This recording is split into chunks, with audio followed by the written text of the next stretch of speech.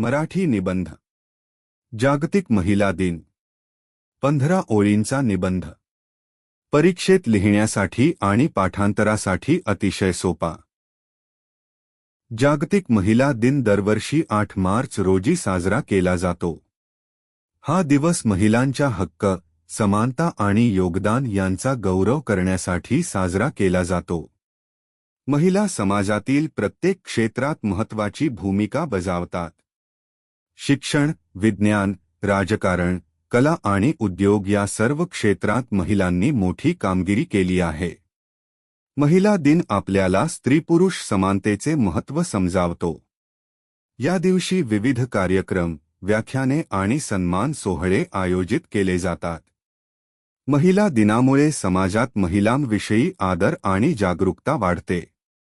महिला ही घराची आणि समाजाची आधारस्तंभ असते. त्यांच्या त्याग, परिश्रम आणि प्रेमामुळे समाज प्रगती करतो. महिला दिन हा महिलांच्या संघर्ष आणि यशाची आठवण करून देतो. या दिवशी महिलांना त्यांच्या हक्कांविषयी जागरूक केले जाते.